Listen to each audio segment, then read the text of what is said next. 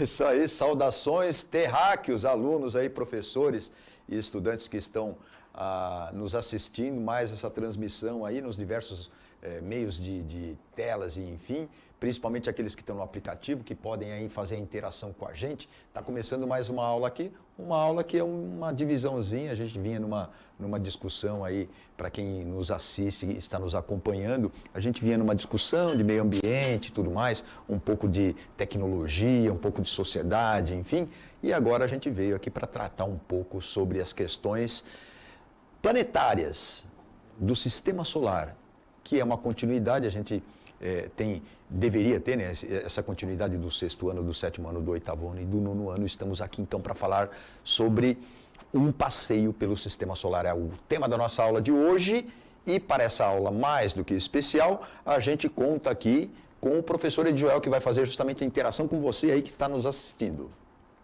Olá, então eu também quero dar as boas-vindas a você, estudante, aos responsáveis que acompanham as aulas aí e, claro, nossos queridos colegas professores, são sempre muito bem-vindos nas aulas de ciências aqui do Centro de Mídias.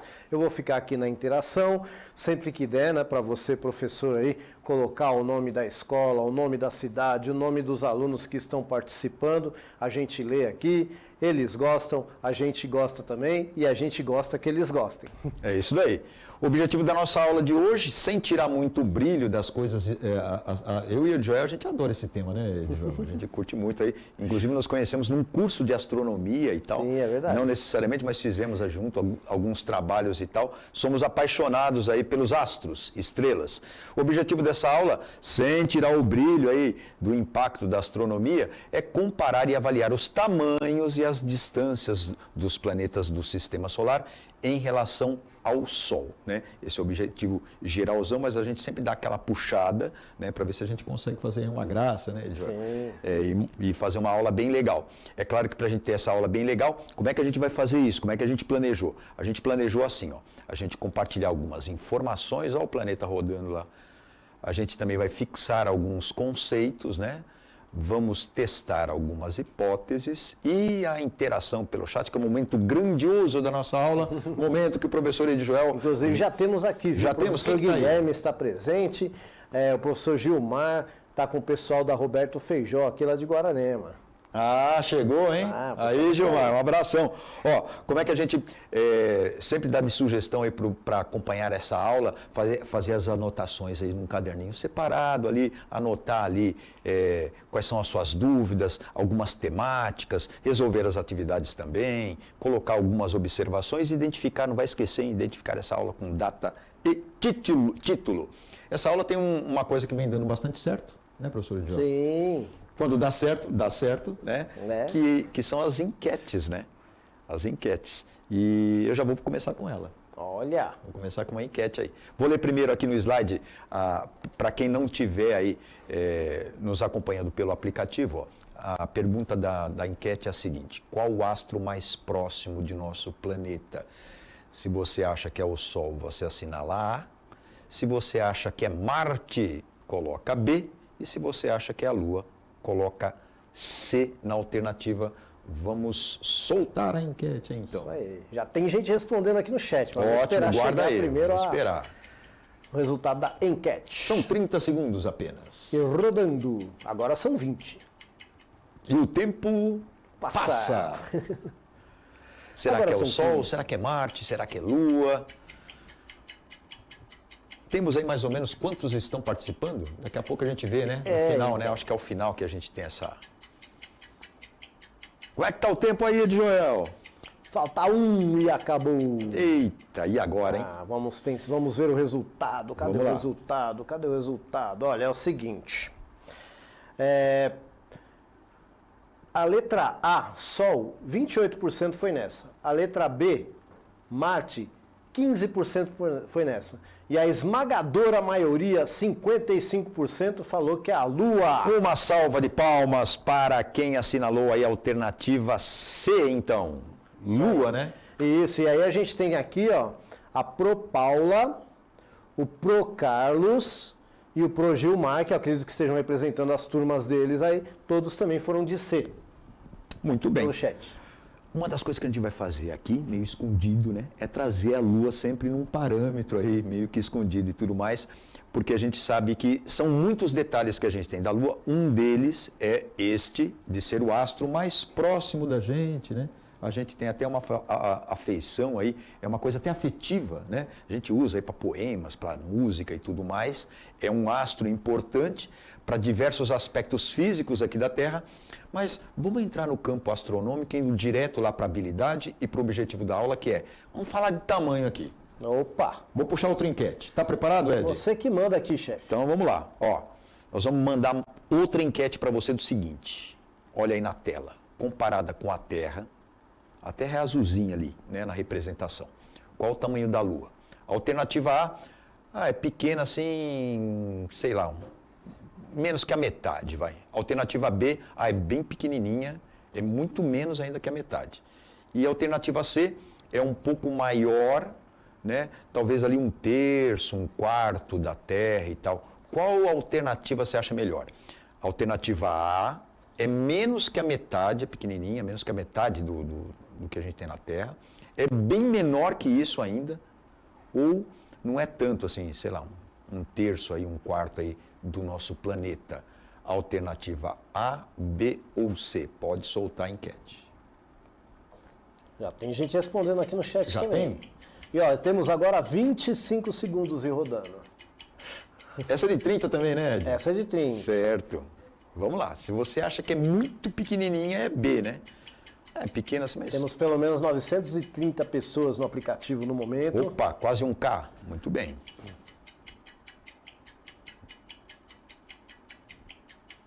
Olha o tempo passa. Vamos ver aqui o que o pessoal acha. É isso aí, ó. É o seguinte. Menor que a metade, letra A, 33%. Ficou equilibrado esse, viu? Ficou? Menos que 1/3, letra B, 36%. Aí foi a vencedora, tá? E C, metade, 29%. E o professor Carlos foi aqui pelo chat representando a turma dele aí também, foi em B. E aí, professor? Então, essa é uma questão muito complicada para a gente, porque somos observadores aqui da Terra, meros observadores, né? Então, a gente sempre vê a Lua pequenininha, mas não quer dizer que ela seja tão pequena quanto a gente imagina, né? E é por isso que a gente tem que estudar, a gente tem que ter estudos, medições, para a gente saber a realidade das coisas, ou próximo da realidade.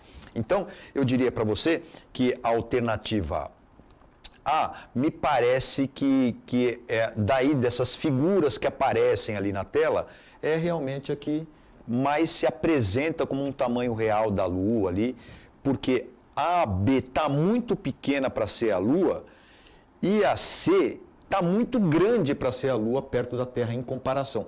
É só um comparativo, mas é importante para a gente chamar a atenção da questão da aula do nosso objetivo. A gente é observador da Terra. Como é que a gente dimensiona as coisas que a gente olha para o céu? Com a nossa visão humana, muito pouco de ciência tem nisso. A observação é importante, sim, mas a observação sem a devida, digamos, medição, aí a gente já pode até excluir um pouco da ciência, né, Joel? Porque a gente sem usar a ferramenta correta. É, que a gente precisa medir, né? Sim. Precisa ter uma medição ali, não dá para ir só no impulso dos nossos olhos e tudo mais. Essa é a atenção de hoje, vai anotando aí no seu caderno. Olha só, a gente vai apresentar agora para vocês o Sistema Solar, né? A gente conhece aí os planetas que a gente chama de telúricos. Telúricos vem de teles, né? Que é simplesmente planetas que têm chão rochoso, sólido, digamos assim, parecidos com a Terra, né? Então a gente tem evidentemente a Terra, que tem solo, tem a litosfera, né? A gente conhece a crosta terrestre.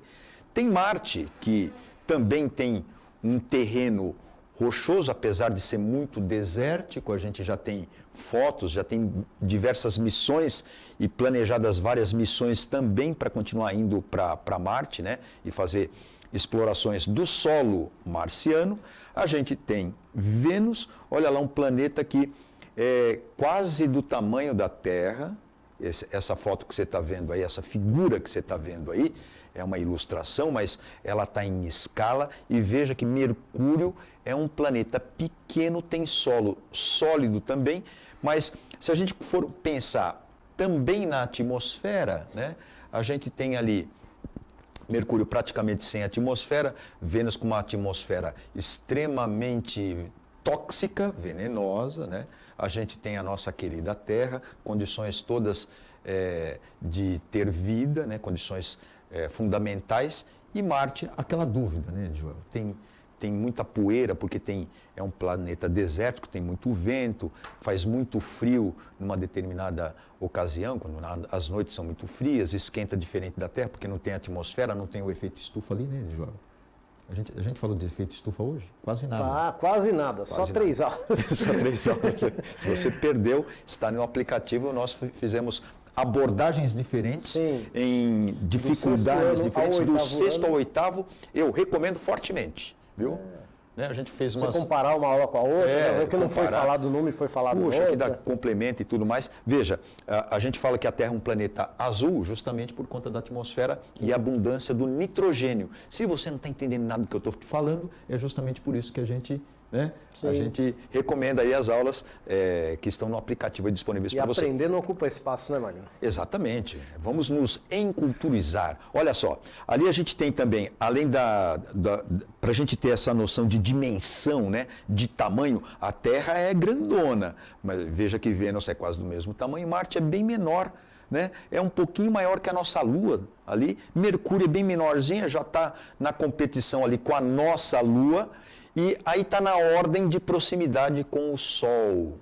Será que podia falar isso?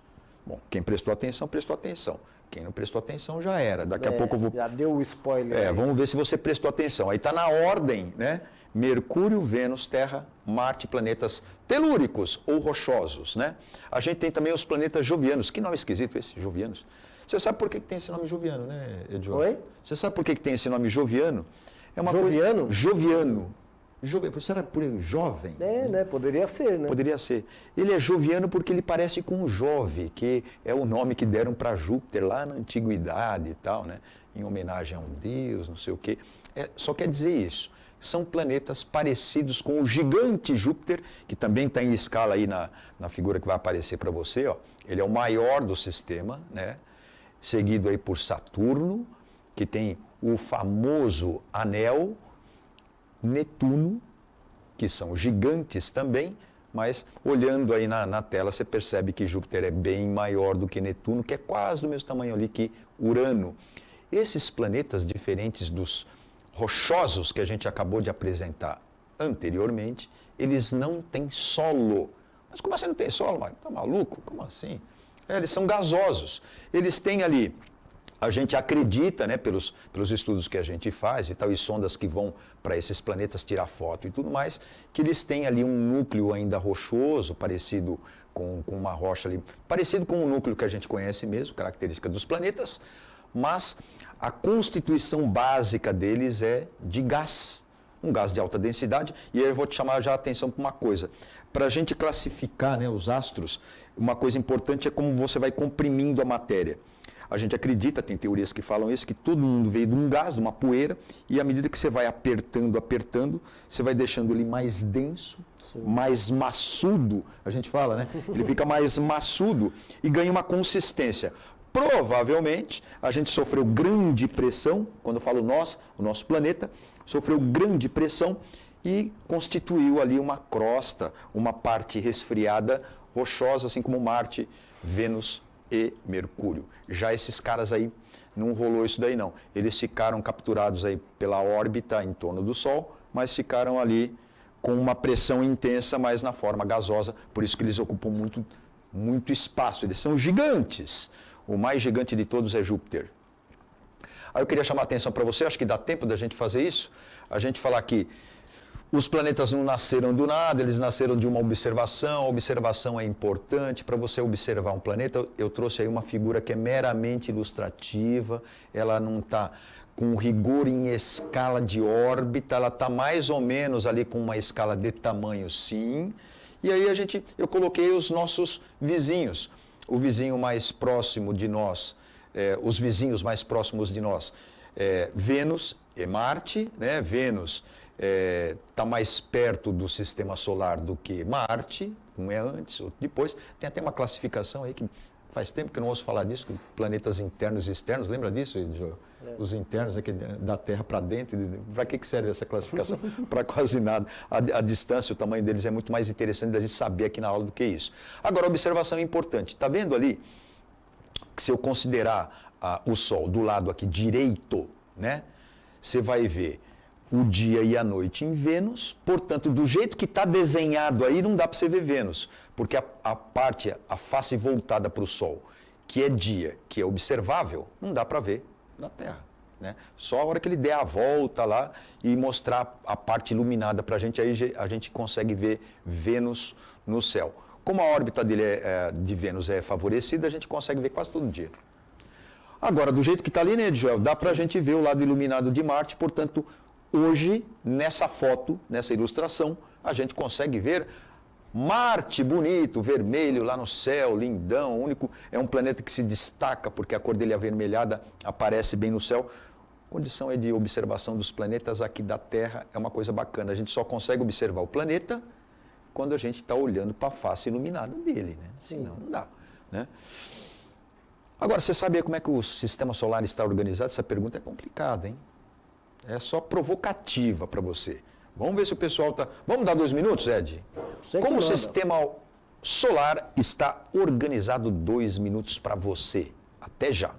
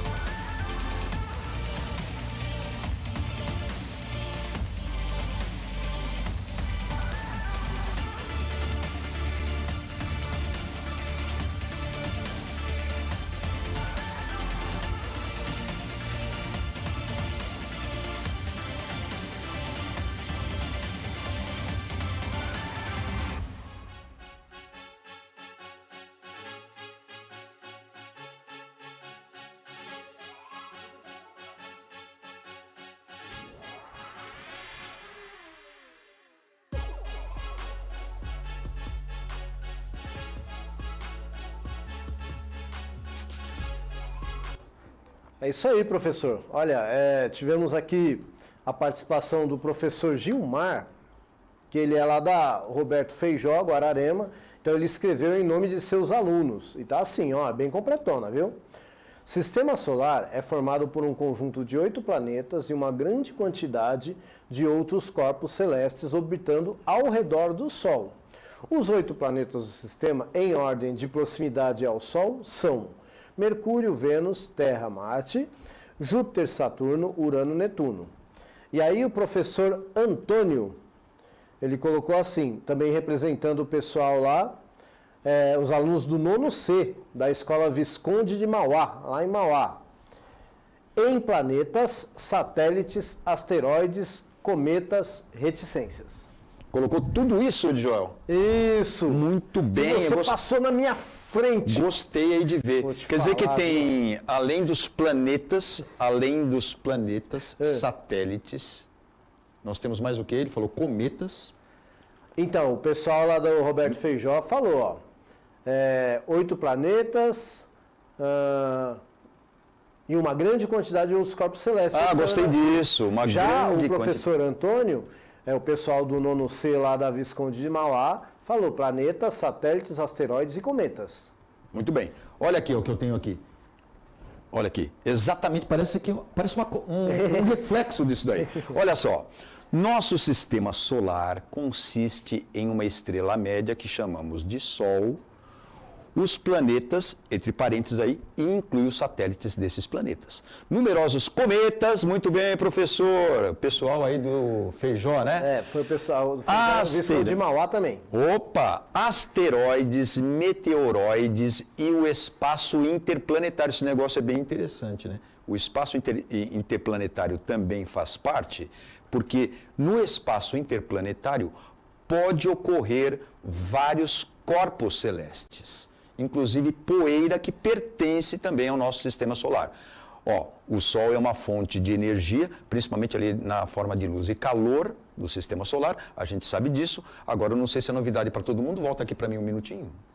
Olha só, você sabia que o Sol que você observa, se é que você está observando aí agora, o Sol que você observa é o Sol de mais ou menos 8 minutos atrás. É bem louco esse negócio, né? Sabe por quê? O Sol emite luz.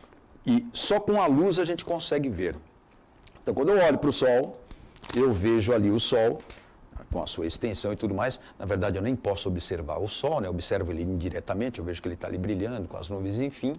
Mas essa luz que vem para a Terra, para eu poder observá-lo, demora 8 minutos para chegar. E aí tem a dica de uma unidade astronômica importante, que a gente chama de ano-luz. Mas primeiro, vamos pensar no minuto-luz.